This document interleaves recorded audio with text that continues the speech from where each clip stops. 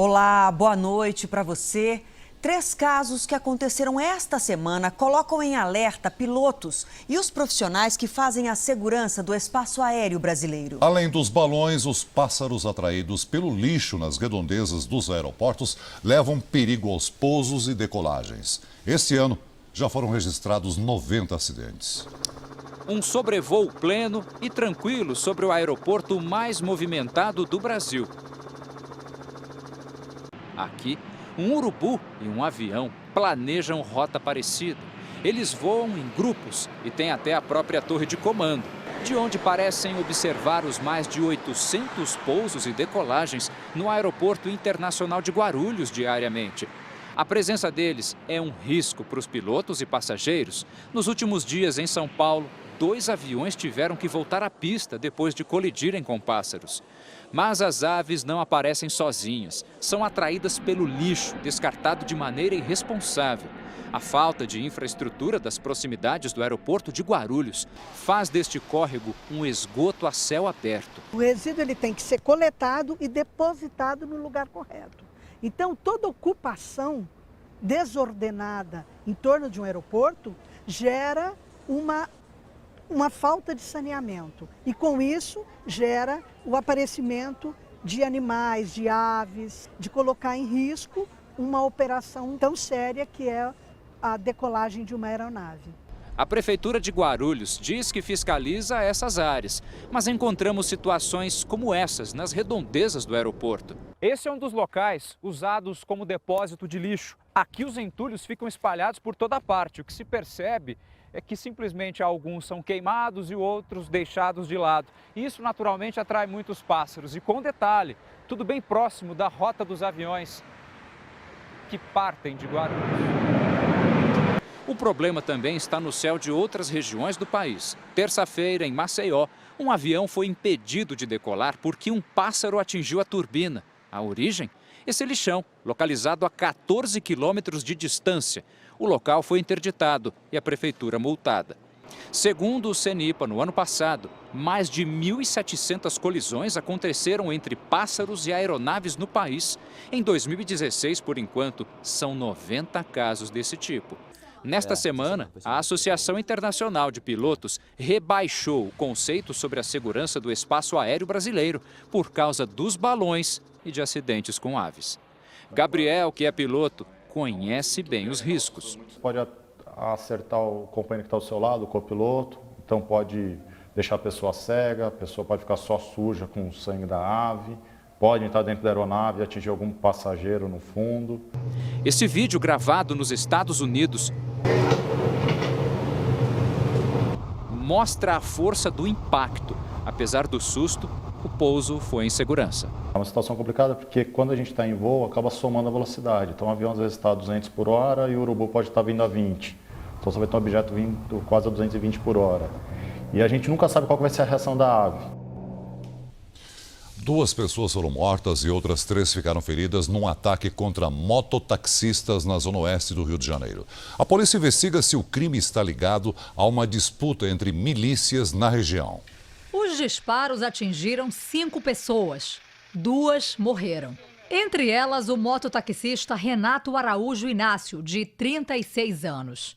Assassinaram aqui, eu sei o porquê, nem como. Renato também era cantor de funk, conhecido como MC Soró.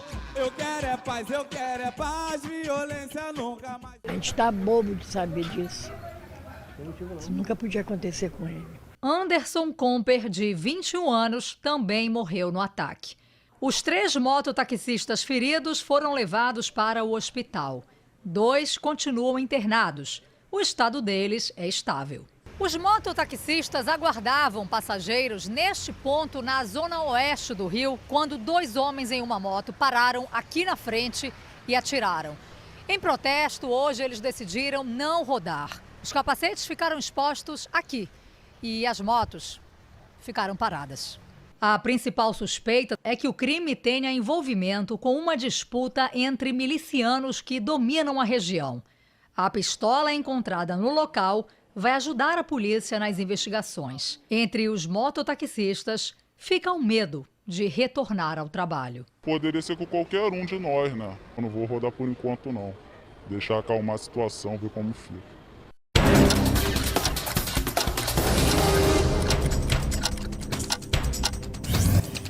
50 funcionários do Hospital Municipal de Maringá receberam insulina no lugar da vacina contra a gripe H1N1. A enfermeira que aplicou as doses confundiu as ampolas. Alguns tiveram que ficar internados em observação. Uma dose alta de insulina pode provocar desmaios. Um incêndio atingiu um hotel na área central de Brasília. Todos os hóspedes foram retirados do local. Não houve registro de feridos. Segundo os bombeiros, o fogo começou no subsolo, no sistema de ar-condicionado.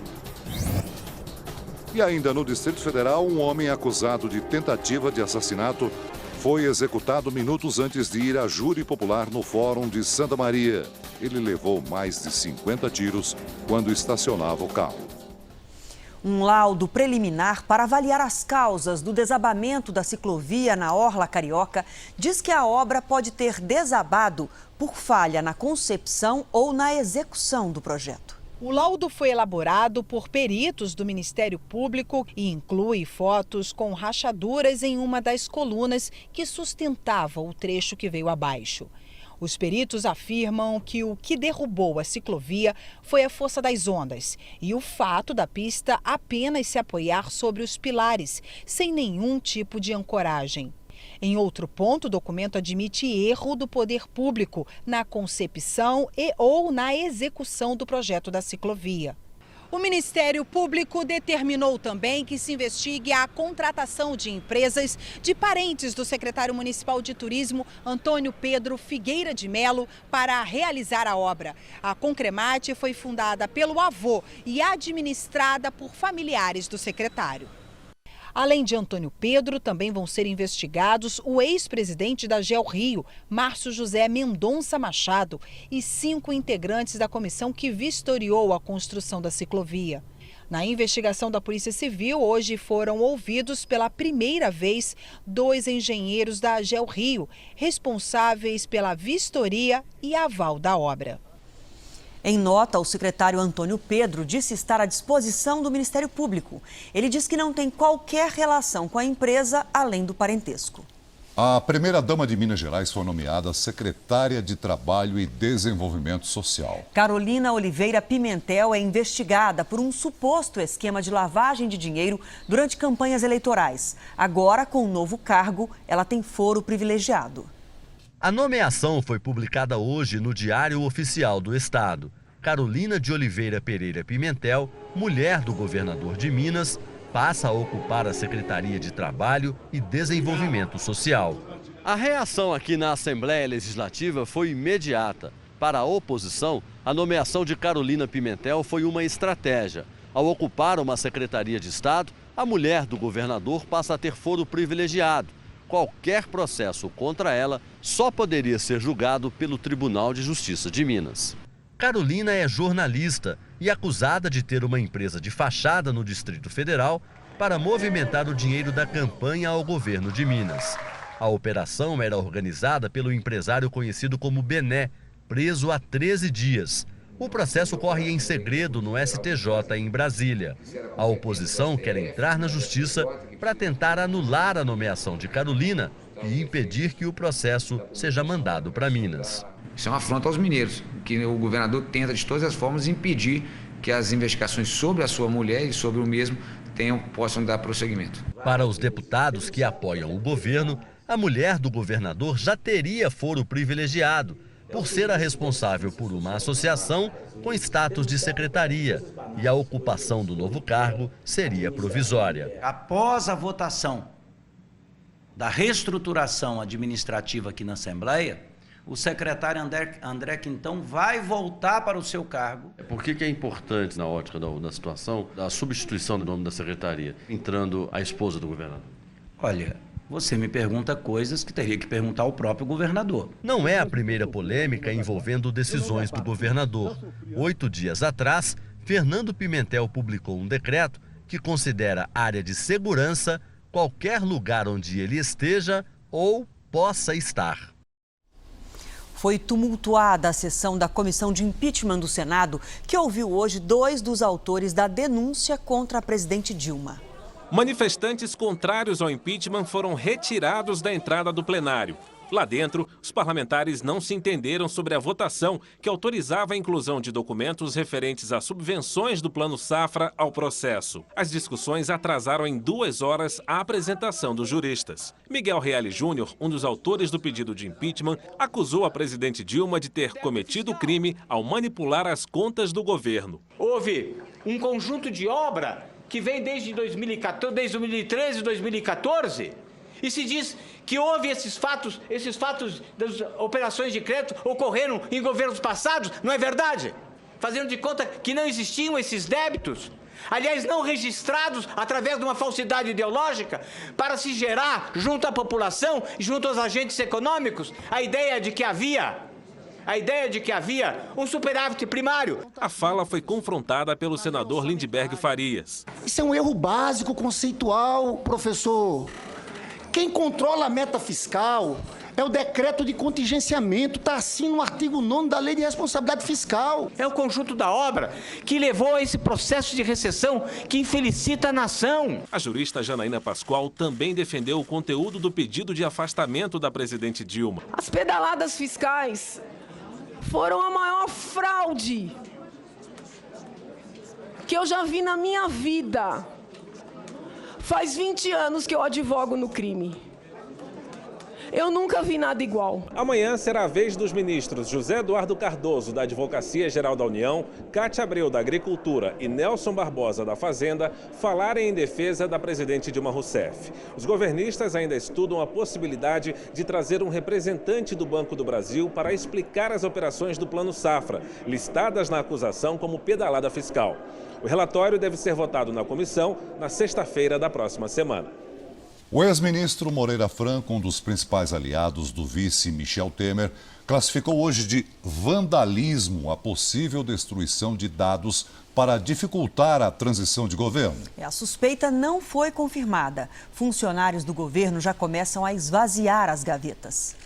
A presidente Dilma recebeu pela manhã o ativista pelos direitos humanos e Prêmio Nobel da Paz em 1980, Adolfo Pérez Esquivel. O que se está preparando aqui é um golpe de Estado. Na esplanada, funcionários já se preparam para desocupar cargos. A limpeza de gavetas inclui o Planalto. Já a presidente quer anunciar tudo que estiver pronto. À noite, reuniu-se no Alvorada com o ex-presidente Lula e com o ministro da Fazenda, Nelson Barbosa. Ela avalia aumentar o benefício do Bolsa Família, tudo antes do eventual afastamento da presidência. Um grupo de senadores encaminhou à Casa Civil uma carta a Dilma defendendo que ela convoque eleições presidenciais. Eles sustentam que a proposta é a saída da crise pelo voto popular. O Planalto não se manifestou sobre o tema. Dilma também avalia a possibilidade de fazer uma maratona de viagens dentro e fora do país para denunciar o que chama de golpe contra seu mandato. Já o vice-presidente Michel Temer, pelo 2º dia consecutivo, recebeu pesos pesados do setor empresarial. Auxiliares do PMDBista não escondem a preocupação com dificuldades para uma eventual troca de comando no governo federal. O ex-ministro Moreira Franco, auxiliar direto de Temer, comentou notícias de que estaria havendo destruição de dados para dificultar uma eventual transição de governo. Eu não acredito que a presidente da República vai permitir que a equipe tenha uma atitude tão vândala, porque isso é vandalismo, é agredir o próprio interesse do país. Parlamentares que se reuniram com o vice não confirmam que Temer tenha prometido ao PSDB trabalhar pelo fim da reeleição, como forma de atrair o apoio dos tucanos. Mas também não descartam. Essa é uma discussão antiga já. Eu particularmente sou favorável ao fim da reeleição.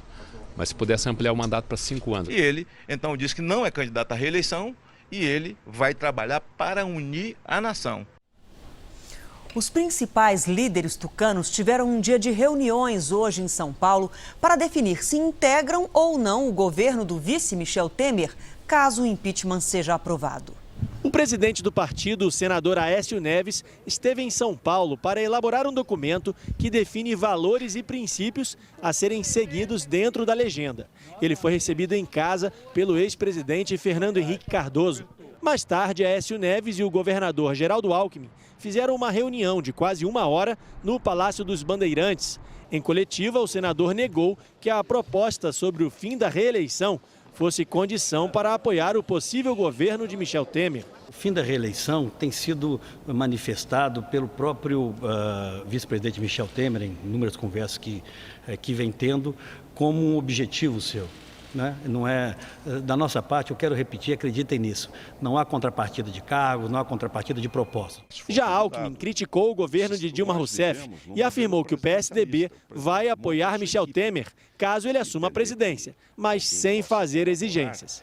Mas o partido não vai pleitear cargos, não vai pleitear espaço, não vai fazer indicações. Isso é que eu defendo e não mudei de opinião, acho que esse é o caminho. Geraldo Alckmin disse ainda que nenhum integrante do PSDB será proibido de aceitar um cargo caso seja convidado. A carta elaborada hoje será apresentada na próxima reunião do partido, marcada para terça-feira que vem. Termina amanhã o prazo para a entrega da declaração do imposto de renda. Foram 2 meses para deixar tudo certo. É tempo curto para mais de 5 milhões de brasileiros que ainda não declararam. Hoje, muita gente correu para procurar ajuda. Documentos e recibos na mão, antes de ir para o trabalho, Adriana veio se livrar de uma dor de cabeça. Precisava de ajuda para fazer a declaração. Onde eu coloco esse item... o nome às vezes não está parecido com o que está no rendimento. Num mutirão, alunos de contabilidade tiram as dúvidas de graça. Mário até pensou em fazer tudo sozinho, mas assim fica mais tranquilo. Eu posso errar alguma coisa, cair nesse negócio da malha fina. Vanderlei também não quis se arriscar. Eu travo na hora que você começa a fazer os informes, não só de rendimento, como plano de saúde, plano odontológico. Falta pouco tempo. O prazo para enviar a declaração termina amanhã à meia-noite.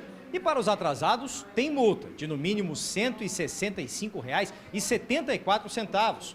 E se o contribuinte tiver imposto a pagar, o valor é de 20% do total devido. A minha recomendação, se você perceber que você não vai conseguir ter todas as informações até amanhã, manda a declaração do jeito que está, corre atrás e retica posteriormente, que você não pode perder o prazo. Deu tudo certo para o Adilson, que agora já conta com a restituição. Vou ter um dinheiro a mais, que no caso é bom sempre ter um dinheiro de restituição, que é um dinheiro que já foi descontado de folha, e agora vou ter de volta. Ladrões fazem um assalto cinematográfico à loja da Chanel em Paris. 3 homens usaram um carro para quebrar a porta de entrada. Depois do roubo, atearam fogo ao veículo e fugiram em motos. Eles levaram várias bolsas avaliadas em cerca de R$ 1,5 milhão de reais. 5 pessoas foram presas suspeitas de tentar vender urânio na Geórgia, país da Europa Oriental.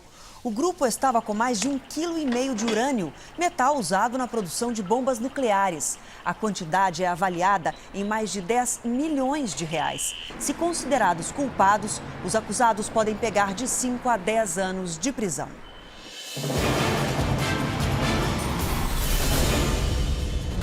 Ataque aéreo atinge hospital em Alepo. Dezenas de pessoas morreram, entre elas o último pediatra da cidade.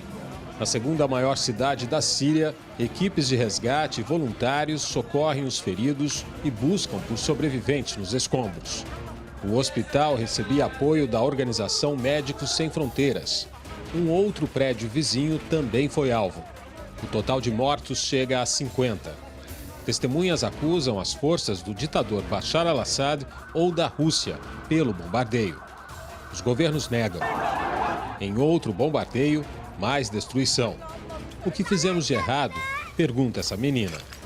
O governo sírio intensificou a ofensiva em áreas controladas pelos rebeldes na cidade. Nos últimos 6 dias, cerca de 200 pessoas morreram. A ONU classificou a situação de catastrófica. Polícia italiana prende radicais ligados ao Estado Islâmico. André Tal. Segundo a investigação, os suspeitos participavam de um plano para realizar ataques terroristas no país. Essas imagens mostram a operação na cidade de Varese, norte da Itália. 4 pessoas foram presas nesta quinta-feira. As autoridades ainda expediram mandados de prisão contra um marroquino e a esposa dele, italiana. O casal teria fugido para o Oriente Médio. Polícia americana atira em menino de 13 anos. Heloísa Vilela. O adolescente foi baleado na perna direita e no ombro depois de ser perseguido por 2 policiais em Baltimore. Dedrick Colvin estava com a réplica de uma pistola semiautomática na mão. Segundo as autoridades, o menino fugiu quando os policiais se aproximaram. Mas uma testemunha disse que o jovem teria gritado que a arma não era de verdade antes dos agentes atirarem. De volta com as notícias do Brasil, a construtora Mendes Júnior está proibida de fazer novos contratos com o poder público por, no mínimo, 2 anos. A decisão é da Controladoria Geral da União. A construtora foi a primeira empresa investigada pela Operação Lava Jato a sofrer sanções da Controladoria Geral da União.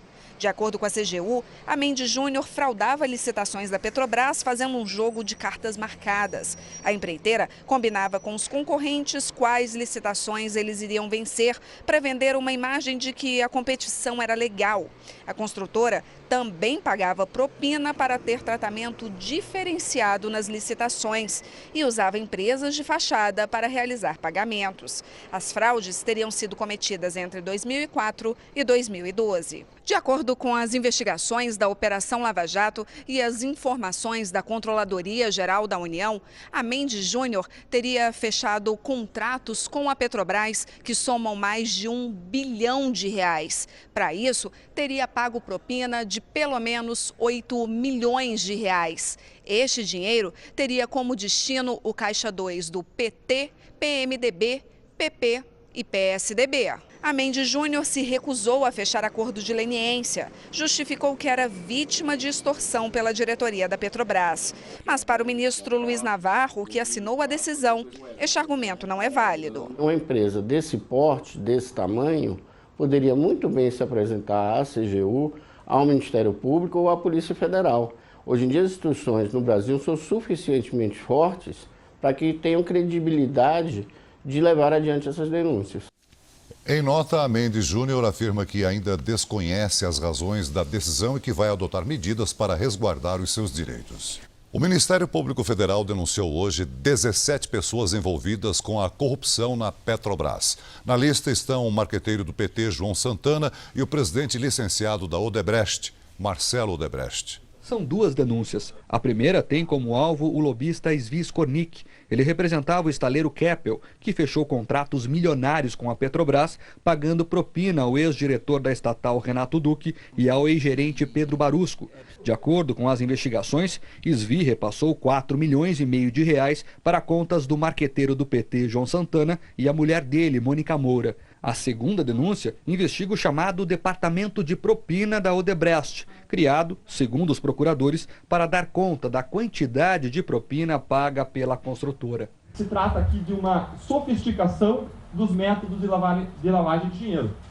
Mostra que a corrupção foi adotada como um modelo de negócio profissional. Segundo o Ministério Público, João Santana e Mônica Moura receberam da Odebrecht no exterior $3 milhões e outros R$23 milhões em dinheiro vivo aqui no Brasil. A força-tarefa da Lava Jato acredita que esse dinheiro foi usado na campanha de reeleição da presidente Dilma Rousseff em 2014. Esses valores que eram repassados a Mônica Moura e João Santana eram deduzidos eram contados como uma parcela da propina que deveria ser paga ao Partido dos Trabalhadores, sim. O Ministério Público pede que os suspeitos devolvam quase R$112 milhões aos cofres públicos. As denúncias seguem agora para o juiz Sérgio Moro, que vai decidir se abre ou não processo contra os acusados.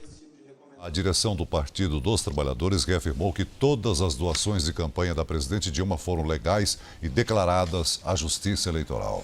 Empréstimos bilionários feitos pelo governo do Rio de Janeiro com garantias para os credores e insegurança para os aposentados e pensionistas. Essa pode ser a raiz do problema que faz com que milhares de servidores do Estado fiquem sem receber ou com os vencimentos atrasados. Dona Maria José só conseguiu sacar hoje o salário que deveria ter recebido no início do mês. A dona de casa está no fim da fila do calote aplicado pelo governo do Rio em 137 mil aposentados e pensionistas. A dívida de Maria José já chega a R$9 mil. É uma bola de neve, já que o dinheiro entrou, mas ao mesmo tempo ele saiu, já que eu tinha cheque especial, tenho cartão de crédito e as contas ainda não paguei. O drama poderia ser evitado se o Rio Previdência pudesse liberar R$500 bilhão da receita dos royalties do petróleo. Mas o dinheiro está numa conta bloqueada como garantia de pagamento a fundos internacionais. A informação deixou Adim Reginaldo revoltado. Utilizaram o nosso dinheiro para pagar conta que não é minha, sem a minha permissão. O problema começou em 2014. O governador Luiz Fernando Pezão pegou emprestado nos Estados Unidos mais de $3 bilhões e ofereceu como garantia os royalties que iria receber da Petrobras. Nesse meio tempo, a estatal mergulhou numa crise com a Operação Lava Jato e o preço do barril de petróleo despencou no mercado internacional. Como os credores não receberam os pagamentos, acionaram uma cláusula de proteção prevista no contrato para bloquear o dinheiro do Rio Previdência. Agora o governo do Rio precisa renegociar com os credores internacionais. Pelo contrato assinado lá nos Estados Unidos, eles podem cobrar o pagamento de multas ou reajustar a dívida com juros mais altos. Segundo os especialistas em finanças, seja qual for a decisão, o prejuízo será ainda maior. Quando você renegocia, o seu risco vai aumentar. O resultado é o pior possível, né? Porque você acaba comprometendo o pagamento de benefícios de servidores inativos. A manobra polêmica de captar recursos no exterior teve muitos personagens. O comando ficou com o secretário de Fazenda, Sérgio Rui Barbosa, e com o presidente do Rio Previdência, Gustavo Barbosa. A operação foi aprovada pela Assembleia Legislativa, presidida na época pelo deputado Paulo Melo. Os escândalos e desmandos no Rio Previdência levaram os deputados a protocolarem um pedido de CPI. Mas o atual presidente da Alerj, Jorge Pisciani, do PMDB, barrou a proposta. Nosso salário é questão de sobrevivência. Nós não vamos pagar por essa crise que para mim não existe. A Rio Previdência informou que a operação é parecida com as que são realizadas pela União e pelas empresas estatais e que a explicação para o rombo é a evolução da despesa previdenciária. Olha, para quem gosta de frio, o dia foi perfeito em cidades de Santa Catarina. A sensação térmica chegou a menos 21 graus. Era gelo para todo lado. Paisagem congelada. No Morro das Antenas, em Urupema, a água que escorre pelas encostas assume formas surpreendentes. Parecem esculturas naturais feitas de gelo. Achei muito bonito, lindo. Eu amo frio, então para mim é um presente, né, estar aqui. Para ver de perto, só mesmo encarando 3 graus negativos, com sensação térmica de menos 21. Sentindo muito frio, até com luva todo mundo tá congelando os dedos. A poça d'água congelou. A tela, o portão e as torres estavam brancas. Até as árvores e arbustos ficaram cobertos de gelo. Esse é um fenômeno raro chamado cincelo. Só acontece quando a temperatura está negativa e surge uma névoa densa que baixa e toca o solo ao amanhecer. O frio é tão intenso que a umidade que fica nas plantas acaba congelando. Durante a noite, chegou a nevar fraco em pontos isolados em São Joaquim. As ruas ficaram desertas. Os turistas encontraram o que procuravam. Adoro o frio. Adoro. É bom, é gostoso, mas é muito frio, congelante mesmo, né? Agora, imagine sair da cama cedo para o trabalho nesse frio de rachar. Ixi, tá complicado, cara. É difícil. Friozinho, vai de gelar as mãos cedo o dia aí. Amanhã promete. A expectativa é de muito frio novamente. Muito frio, cara. Você 3 calças, 3 blusas para aguentar. As temperaturas ficam abaixo da média até domingo em quase todo o país. O ar frio chega ao norte do Brasil, um fenômeno conhecido como friagem. Hoje, Rio Branco registrou 15 graus, a temperatura mais baixa do ano. Amanhã faz 17. Campo Grande será a capital mais fria e amanhece com apenas 6 graus. Chove forte do norte ao sudeste por causa de um corredor de umidade combinado com uma frente fria. As pancadas de chuva serão mais isoladas sobre o Nordeste. Tarde quente em Teresina, com máxima de 35 graus, e em Curitiba faz 18. Hoje, São Paulo registrou a segunda madrugada mais fria em 14 anos para o mês de abril. Fez 12 graus. Amanhã, pancadas de chuva e máxima de 18. Em Florianópolis, 22. Em João Pessoa, 31. No Rio de Janeiro, chove forte a qualquer hora e faz 24 graus.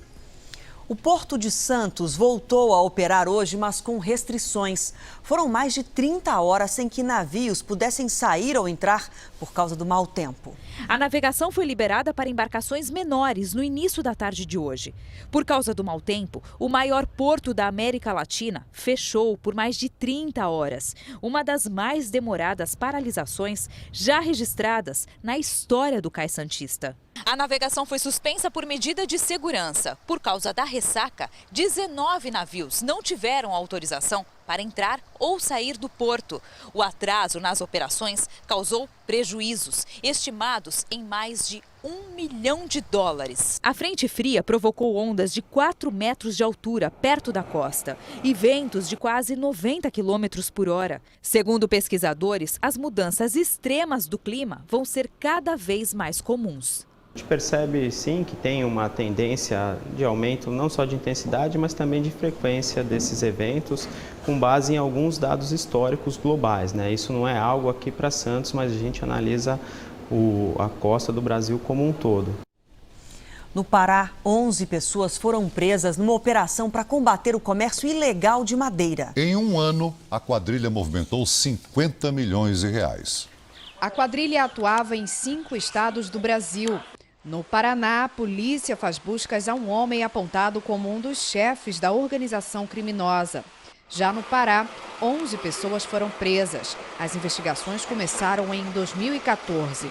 São várias pessoas que exercem funções distintas e específicas dentro do grupo. O grupo utilizava empresas fantasmas para comercializar créditos com empresas cadastradas na Secretaria de Meio Ambiente. Com documentos falsos, os criminosos emitiam guias para transporte e venda de madeira extraída de forma ilegal. Foram constatados que senhas de acesso foram utilizadas, possivelmente por terceiros, até porque o nosso sistema não teve qualquer invasão. A Secretaria da Fazenda estima que a fraude tributária chegue a R$50 milhões. Os danos ao meio ambiente também são grandes. Só neste ano foram mais de 5.000 árvores derrubadas, o que daria para encher cerca de 1.300 caminhões com madeira. Uma grande quantidade de documentos foi apreendida e será analisada. A polícia ainda investiga a participação de servidores públicos no esquema. A testemunha de um crime volta atrás e inocenta o homem apontado como responsável por um assassinato e condenado por um tribunal. O caso lembra o que foi mostrado ontem aqui no Jornal da Record.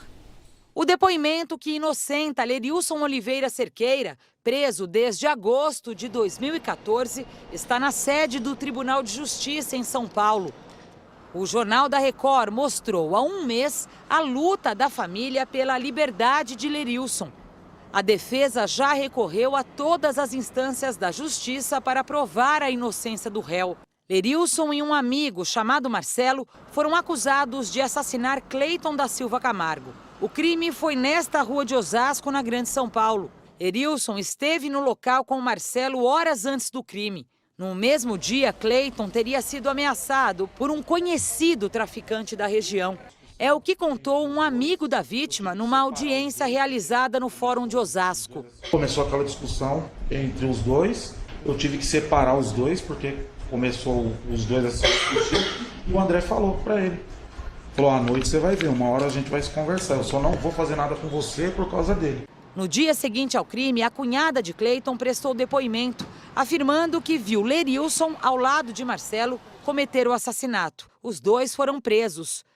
Depois do julgamento, quando o verdadeiro assassino de Cleiton foi morto, a testemunha voltou atrás.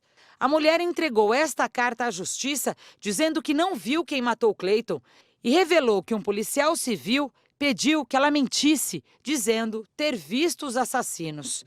Ela disse ainda que estava arrependida por ter incriminado 2 inocentes. A testemunha foi chamada para depor no recurso de Marcelo, que foi inocentado pelo júri.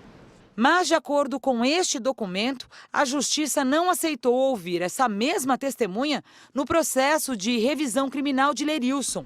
O advogado dele recorreu então ao Superior Tribunal de Justiça em Brasília para conseguir que a testemunha fosse ouvida. O pedido foi acatado. Este vídeo mostra o depoimento. Eu fiz esse depoimento, mas eu não vi esse crime. A mulher diz que foi orientada por policiais civis a mentir. Claro, o policial só falou que se a gente não falar, um adulto não falasse que viu, que ele não ia ser condenado. Então eu fui e falei que vi, mas eu não vi o crime. A senhora sabe que a senhora pode ser processada por isso, né? A senhora sabe, né? Por ter, né, inventado uma história ou contado que ia assinado uma coisa que a senhora não viu. Mesmo com o depoimento inocentando Lerilson, ele não foi solto. De acordo com a juíza responsável pelo caso, ela não poderia soltá-lo. Essa decisão cabe ao Tribunal de Justiça. Minha função naquele momento era só ouvir as testemunhas e eu não posso legalmente tomar mais nenhuma decisão nesse processo, exatamente porque já há uma decisão de condenação transitada em julgado, ou seja, imutável. Isso é lei, Isso não é lei. pode, nem que posso. quisesse. Nem que o promotor de justiça me pedisse na hora, falasse, não, eu concordo, tem que soltar. Nem que o promotor de justiça fizesse isso, eu não poderia. A juíza diz ainda que a decisão de considerar o depoimento da testemunha para inocentar Marcelo e condenar Lerilson foi dos jurados. A decisão de condenar ou absolver é do tribunal do júri. Nesse julgamento, uma gama de provas é apresentada para os jurados. Então não dá para nós dizermos que uma testemunha, aquele depoimento da testemunha, inocentou o Marcelo e condenou o Lerilson, porque o jurado é que decidiu. E ressalta que foram muitos os habeas corpus negados a Lerilson. Houve vários pedidos de liberdade em favor dele e foram indeferidos por mim e também em segunda instância. O tribunal confirmou essas minhas decisões de indeferimento da liberdade. O processo com o depoimento da testemunha segue agora para o Ministério Público. Um procurador vai analisar as provas e dar um parecer sobre o caso. Depois, um grupo de desembargadores do Tribunal de Justiça de São Paulo vai definir se absolve ou não Lerilson. Não há prazo para essa decisão.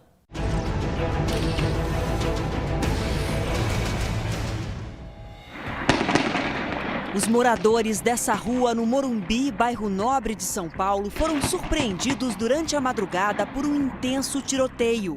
Os criminosos tinham acabado de explodir um caixa eletrônico dentro de uma loja quando a polícia chegou.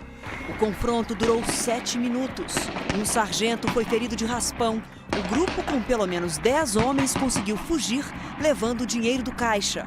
O valor não foi divulgado. Uma carreta desgovernada bateu num poste e atingiu uma casa em Contagem, na região metropolitana de Belo Horizonte. O muro e parte da varanda ficaram danificados. No momento do acidente, 4 pessoas estavam na casa. Ninguém se feriu. Felicidade multiplicada para uma família de Goiânia. O tratamento para engravidar deu tão certo que vieram 5 bebês. Os quíntuplos nasceram aos 6 meses de gestação e, como são prematuros, vão passar um tempo na UTI até ganhar peso. O pai, orgulhoso, conta como a família cresceu: 4 meninas e um menino. Fernando Filho, o menininho. As menininhas são Giovana, Helena, Heloísa e Lavínia. Shirley e Fernando fizeram tratamento para engravidar. Uma gestação assim de quíntuplos é rara até nesses casos. Os bebês nasceram muito pequenos, pesam entre 500 e 900 gramas. Segundo os médicos, a situação é delicada, mas eles têm boas chances de sobreviver. Por enquanto, ainda não tem previsão de quando vão deixar a UTI. Eles precisam amadurecer primeiro o pulmão, amadurecer a parte de funcionamento dos órgãos, eu diria assim, funcionamento do coração, funcionamento dos rins, do trato digestivo. E a gente precisa cuidar para que eles não tenham as intercorrências típicas dessa faixa de idade gestacional. No hospital onde os bebês nasceram, uma estrutura fora da rotina para receber os quíntuplos. Os partos, em geral, envolvem 4 profissionais. Neste caso, foram 20, entre médicos e enfermeiras. É histórico para nós, é para a família, é para Goiás, e muita felicidade para todo o grupo que assiste o casal e também para o próprio casal. Fernando já sabe que terá que se desdobrar para cuidar das crianças e já planeja as estratégias. Tem que revezar, tem que marcar, né? Senão vai ficar perdido. O menino se amamentar, um comendo demais, o outro comendo de menos, né? Tem que marcar eles.